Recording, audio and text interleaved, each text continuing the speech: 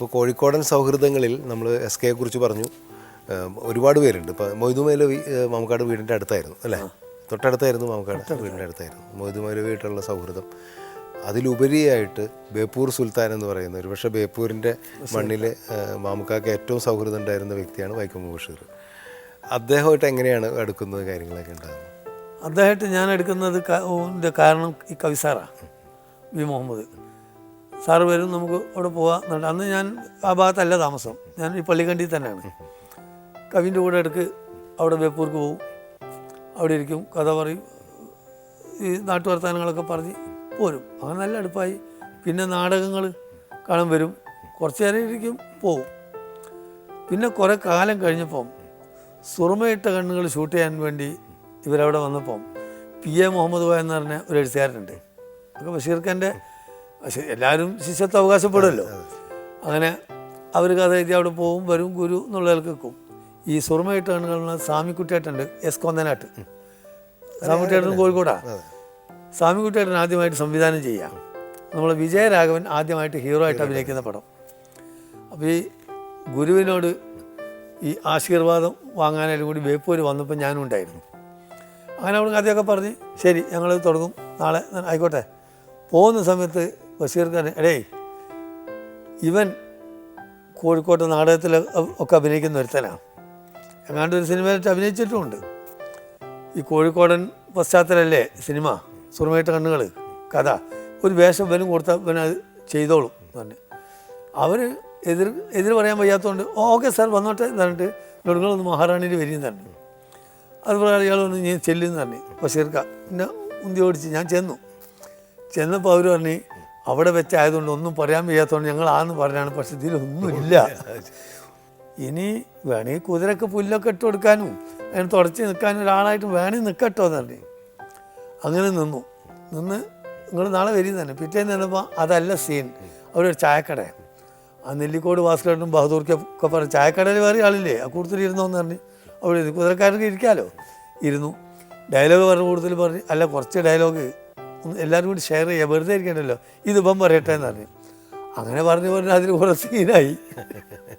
പടം കഴിഞ്ഞ് ഷൂട്ടിംഗ് ഒക്കെ കഴിഞ്ഞ് ഞാൻ ബേപ്പൂർ വന്നപ്പോൾ ബഷീർക്ക് ആദ്യം ചോദിച്ചത് എന്ത് കിട്ടിയെന്നാ, പടം എങ്ങനെ ഉണ്ടായിരുന്നു, സിനിമ എങ്ങനെ ഉണ്ടായിരുന്നു, നല്ലതാണ്, ഒന്നും ചോദിക്കില്ല, എന്ത് കിട്ടി. അതിന് ശേഷം ഒരുപാട് പടങ്ങൾ കഴിഞ്ഞ് അവിടെ ചെല്ലുമ്പോൾ ഒന്നും നേരം എന്നോട് ആരൊക്കെയാണ് അഭിനയിക്കുന്നത്, എന്താണ് കഥ എന്ന് ചോദിച്ചില്ല. കാശൊക്കെ കിട്ടിയല്ലോ, ഇയാളാരോ പറ്റിച്ചിട്ടുണ്ട് സിനിമയിൽ, ആ പേടി ഇപ്പോഴും മനസ്സൊന്നും പോയില്ല. എഴുതിയിട്ട് കാശ് കൊടുത്തിട്ടില്ലേ, അതെന്തോ എവിടെയോ പറ്റിച്ചേ. പിന്നെ ഈ വയലാലിൽ വീടുമായിട്ടുള്ള ഒരു സൗഹൃദം അത്രമാത്രം ഉണ്ടായിരുന്നു അല്ലേ? അല്ലേ, വലിയ ബന്ധം തന്നെ. അവിടെ പോകും, അവർ നമ്മളോട് വീട്ടിൽ വരും, ഞാൻ അവിടെ പോകും.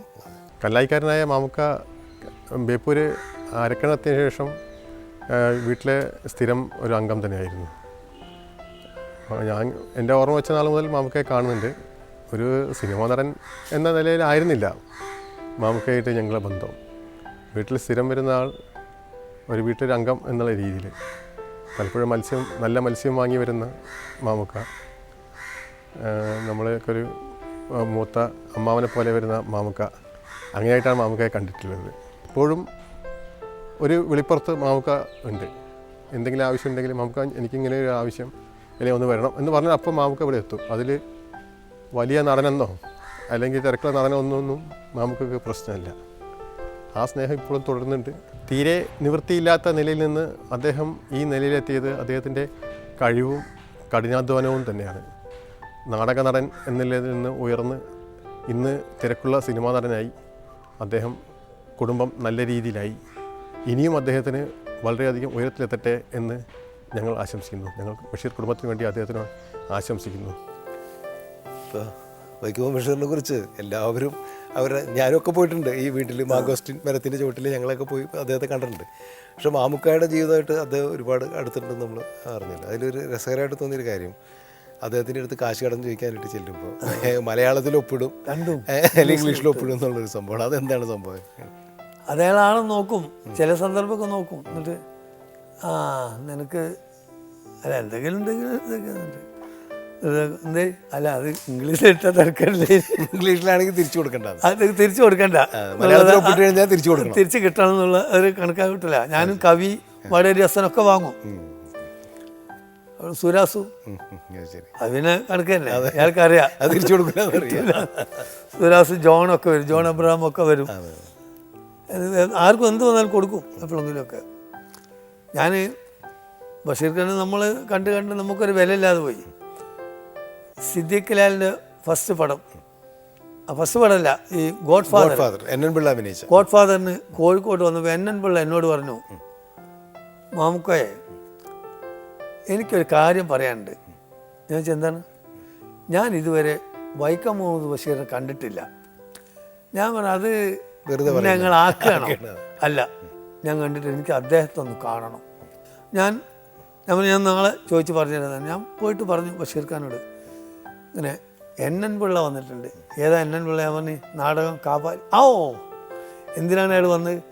അയാളിപ്പോൾ ഒരു പടത്തിൽ ഹീറോ ആയിട്ട് അഭിനയിക്കുന്നു. അയാളോ? അയാൾക്ക് എത്ര വയസ്സായി? അവന് ഒരുപാട് വയസ്സുണ്ട്. ഉടനെ തന്നെ ഭാവി എടിയേ എൻ പിള്ള ആണല്ലോ പടത്തിലെ ഹീറോ, നമ്മളൊക്കെ കാലം തെളിയുന്നാ തോന്നുന്നത് എന്ന് പറയുന്നുണ്ട്. തന്നെ അയാൾക്ക് നിങ്ങളെ കാണും, നാളെ വരട്ടെന്ന് വെച്ചു. വരാൻ പറയുന്നതാണ്. പിറ്റേന്ന് എൻ പിള്ളയും വിജയരാഘവനും പത്രക്കാരും എൻ പിള്ള എല്ലാവരും വിളിച്ച് അതുപോലെ എല്ലാവരും കൂടിയായിട്ട് വന്നു കുറേ നേരം ഇരുന്ന് കരിയലും കെട്ടിപ്പിടിക്കലും, പിന്നെ അവിടുന്ന് ചായയും ഒക്കെ കുടിച്ച് ഒരുപാട് മണിക്കൂറുകൾ ചിലവഴിച്ചിട്ടാണ് എൻ പിള്ള പോയത്. എന്ന് പോയി മഹാറാണിലെത്തിയപ്പോഴും ഞാൻ പറഞ്ഞു, ഞാനിപ്പോഴും വിശ്വസിക്കില്ല നിങ്ങൾ ആദ്യത്തെ കാഴ്ചയാണ് കേട്ടോ.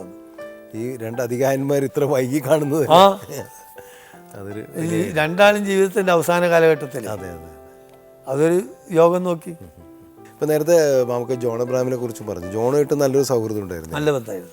അമ്മറിയ എന്നുള്ള സിനിമയൊക്കെ ചെയ്യാനായിട്ട് കോഴിക്കോട് താമസിച്ച കാലഘട്ടത്തിൽ അല്ലേ? അത് നമ്മൾ പണ്ട് അഗ്രഹാരത്തിലെ കഴുത പ്രദർശിപ്പിക്കാൻ വേണ്ടി നടന്നപ്പോഴേ നല്ല ബന്ധം. ജോണിൻ്റെ മരണം ഉണ്ടായപ്പോൾ, ജോണിൻ്റെ മരണം കോഴിക്കോട് വെച്ചാണ്. അത് ഞാൻ വീട്ടിൽ നിന്ന് നിലമ്പൂർ ബാലട്ടം വിളിച്ചു പറഞ്ഞു, നോമ്പാണ്, വീട്ടിൽ നിന്ന് എന്തെങ്കിലും കുറച്ച് പലഹാരം കൊണ്ടുവരുന്നു, കുറച്ച് സമൂസയും ഈ ഉന്നക്കായ ഇതെല്ലാം കൂടി ഉണ്ടാക്കി കൊണ്ടുപോയി. ഞാൻ അവിടെ എത്തുമ്പം AT അബുണ്ട് താഴെ നിൽക്കുന്നു. അപ്പോൾ ജോൺ വീണിട്ടുണ്ട്, മെഡിക്കൽ കോളേജ് കൊണ്ടുപോയിട്ടുണ്ട്, വിവരം അറിയില്ല തന്നെ. AT അബും സുരാസും കൂടി താഴെ ഒരു റൂം എടുത്തിട്ട് എന്തോ സ്ക്രിപ്റ്റ് എഴുതാൻ കൂടിയതാണ്. ആ സ്ക്രിപ്റ്റ് പിന്നെ ഉണ്ടായിട്ടുമില്ല. നേരെ ഞങ്ങൾ മെഡിക്കൽ കോളേജിൽ പോയി. മെഡിക്കൽ കോളേജ് ചെന്നപ്പോൾ അവിടെ KP ഉമ്മർക്കൻ്റെ ഫയറിങ്ങാണ്. അവിടെ ഉദ്യോഗസ്ഥന്മാരും ഡോക്ടർമാരൊക്കെ ചീത്ത പറഞ്ഞുകൊണ്ടിരിക്കുക. അത് ഞങ്ങൾ ആളെ മനസ്സിലായില്ല ആരാണെന്ന്. അപ്പം മനസ്സിലായാലാണ് ഇവിടെ ചികിത്സ ഉണ്ടാവുള്ളൂ. വിളിക്കുക RO മോനെ DM മോനെ എന്നൊക്കെ വിളിച്ചിട്ട് ഉമ്മക്ക ഇട്ട് ഫയർ ചെയ്യാം. നമ്മളവിടെ കയറി ചെന്ന് നോക്കുമ്പോൾ മരിച്ചു കഴിഞ്ഞു. നിലമ്പൂർ ബാലട്ടം പറഞ്ഞു, ആള് മരിച്ചു കഴിഞ്ഞ് ഇപ്പോൾ ബോഡി കൊണ്ടുപോകാനുള്ള ശ്രമം നടത്താമെന്ന് പറഞ്ഞു. അപ്പോൾ അവിടെ ഇരുന്ന് കുറേ കഴിഞ്ഞ് ഒരു 8 മണിയാകുമ്പോൾ ഞാൻ തിരിച്ചു വന്നു. ഞാൻ ഈ പലഹാരം നേരെ പാലത്തുമെന്ന് പുഴയിലേക്ക് എറിഞ്ഞു, അത് ഞാനത് ചെയ്ത് ഞാനത് ഇത് മറന്നു. ഇത് ആർക്ക് കൊടുക്കണമെന്നുള്ളതൊന്നും വിട്ടുപോയി. പിന്നെ അവിടത്തെ ഓർമ്മ ഞാൻ ഫോട്ടാണ്ടിച്ച് കളഞ്ഞു ഞാൻ. ഇപ്പോൾ നിലമ്പൂർ ബാലേട്ടനെ കുറിച്ച് പറഞ്ഞു. ബാലേട്ടൻ്റെ സിനിമയിലല്ലേ ആദ്യമായിട്ട് നമുക്ക് മുഖം കാണിക്കുന്നത്? ബാലേട്ടൻ നമ്മൾ ഒന്നിച്ച് നാടകം ചെയ്യുന്ന കാലഘട്ടത്തിലാണ് ഇങ്ങനൊരു കഥ തോന്നിയത്. അപ്പോൾ അതാര് നിർമ്മിക്കും? അപ്പോൾ അശോകൻ പറഞ്ഞു, ഇതിന് എന്ത് ചിലവ് വരും? ആ ചിലവ് നോക്കിയിട്ടാക്കാന്ന്. ചിലവ് ഒരു 10-30 ഉറുപ്പ്യണ്ടൊക്കെ തീർക്കാന്നുണ്ടെങ്കിൽ എല്ലാവർക്കും കൂടി ആക്കാന്നുള്ളവർക്ക് പറഞ്ഞു. അങ്ങനെ ഒരു ബാനറൊക്കെ ഉണ്ടാക്കി, ഉണ്മ ചിത്ര എന്നിട്ട് ഒരു ബാനർ ഉണ്ടാക്കി സ്ക്രിപ്റ്റാക്കി UA ഖാദർ തിരക്കഥ എഴുതാൻ തീരുമാനിച്ച്. അങ്ങനെ അത് ഷൂട്ടിംഗ് തുടങ്ങി. അതാണ് അന്യരുടെ ഭൂമി. അതിലെനിക്ക് നല്ലൊരു വേഷമായിരുന്നു. അതാണ് സിനിമയിലേക്കുള്ള രംഗപ്രവേശം. പക്ഷെ അതിനുശേഷം ഒരു മുഖ്യധാര സിനിമയിലേക്ക് വരുന്നത് സിബി മലയിലിൻ്റെ ദൂരയിൽ വന്ന ശേഷം നാടകത്തിനും പോയിട്ടില്ല, ജോലിക്കും പോയിട്ടില്ല, പോകാൻ കഴിഞ്ഞിട്ടില്ല. അപ്പോഴേക്കും പിന്നെ തിരക്കായി സിനിമയിൽ. അറബി മുൻഷി എന്ന് പറയുന്ന ആ കഥ, അറബി മുൻഷി ശ്രീനിവാസൻ തിരക്കഥ എഴുതിയ സിനിമ, അതും തന്നെ വളരെ തന്ത്രപൂർവം ആണ് അതിൽ വന്നത്. അറബി മുൻഷിൻ്റെ ക്യാരക്ടർ എന്ന് പറഞ്ഞിട്ട് ആദ്യം തന്നെ വലിയ റോൾ എഴുതിയാൽ അരോമാമണി എന്നെ വിളിക്കില്ല, ബഹദൂർഖനെ നൂഹു എന്ന് പറഞ്ഞാൽ അവരാരെങ്കിലും വിളിക്കുമല്ലോ. വേണമെങ്കിൽ 1-2 സീൻ ഇയാളിട്ട് നോക്കാം എന്ന് പറഞ്ഞിട്ട് അത് സിബിയും ശ്രീനിവാസനുമുള്ള ഒരു അഡ്ജസ്റ്റ്മെൻറ്റിലൂടെ മെല്ലെ കൊണ്ടുവന്ന് ആദ്യത്തെ സീൻ കഴിഞ്ഞപ്പം സിബിയും നെടുമുടി വേണു എല്ലാം കൂടിയിട്ട് മുൻഷി കുഴപ്പമില്ല എന്ന് സീനിയോട് പറഞ്ഞ് പിറ്റേന്ന് ഒരു സീനും കൂടി എഴുതി. ആ സീൻ കഴിഞ്ഞപ്പോൾ ഇയാൾ തിരക്കടില്ല, പിറ്റേന്ന് ഒരു സീനും കൂടി എഴുതി. പിന്നെ മുൻഷി ഈ അധ്യാപകരുടെ കൂട്ടത്തിലൊരാളായി മാറി. അങ്ങനെ അവർ വലുതാക്കിയ ഒറ്റയടിക്ക് ഇല്ല.